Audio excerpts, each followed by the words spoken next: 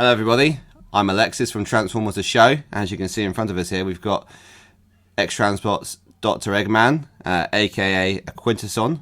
I wanted to do just a 2 or 3 minutes dive on this guy because I know people have been having some challenges with batteries, connections and faces, etc. So I wanted just to give a sort of 3-minute overview. I've managed to get to the bottom of this now and wanted to share my view on this as well. So you'll see so I'll do a couple of size comparisons for you and we'll talk through it as well. Let's get started size comparisons wise.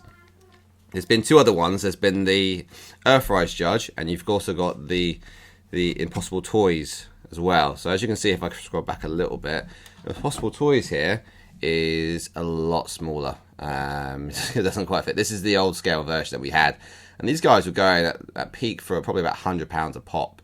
Now if you're lucky like I was, I got this guy for about £20. So but I do think that the new version that's come out from Earthrise is better. So if you're going to go for one and you're not sure, and this guy Dr. Egg is about 120 odd pounds and you're not sure, then just go for the Earthrise one. You're not going to miss out that much, I'll be honest, right?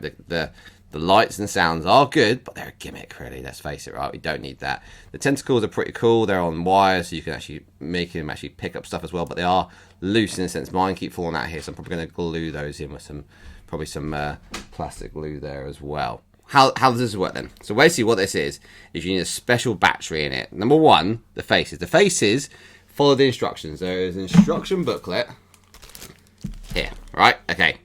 The backs of the faces each have a different shape on, and they'll match the parts in here, right? There is an order to them as well, which if you read the instructions, I know most of us are men and we don't read the instructions, but read the instructions, please. Okay, now the battery you need is a very specific battery because a traditional AA battery, I'm going to have to pick this up, right? So to do this, I'm just going to move this out of the way. These are probably going to fall off, so they get in the way anyway while I'm doing this. So if I take this off, I ordered one of these batteries. So I have this style battery in my alarm system anyway, right? Because it's not your traditional AA. A traditional AA battery is about 1.5 volts traditionally. As I said, I'm going to say it works quite a lot probably.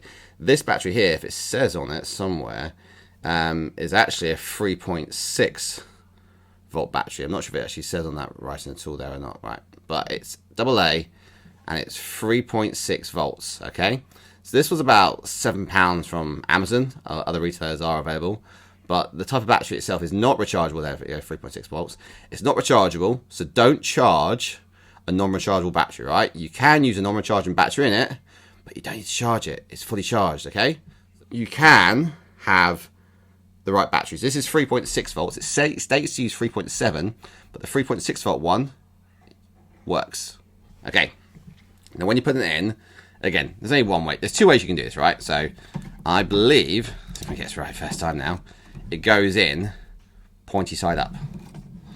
Okay? Which I think is positive up. So, if I push this in now, it should switch on. There we go. Right. So, you can see it's lit up there straight away. So, you've got manual mode. So, you can spin this guy. Okay. And each one's got its own saying there as well. That's quite key because you can see here that the guy who looks like he's from Iron Maiden has got yellow eyes, okay? The gentleman there who's just spoken has got white eyes, okay? So they've all got their names, so War, Pestilence Family, whatever they are, right? Okay, but they've all got their own different eyes, all right?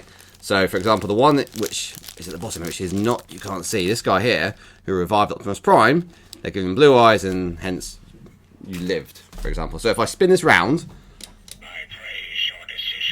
so if we use Prime as there, so straight away we've got this set up incorrectly, right? So how do you then, because if you keep spinning it, it's not going to work. Now there is a way, I think, of just sort of flick, there, you can flick it back and forth like that. That's probably the easier way to do it. You can flick it like that, little twist like that.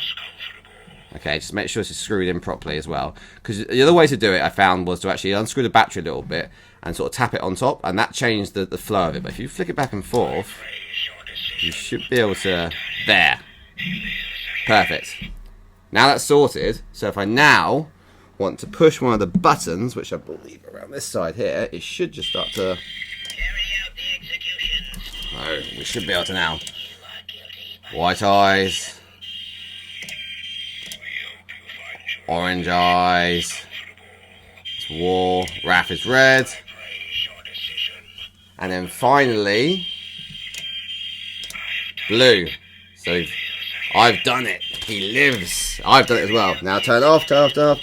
So,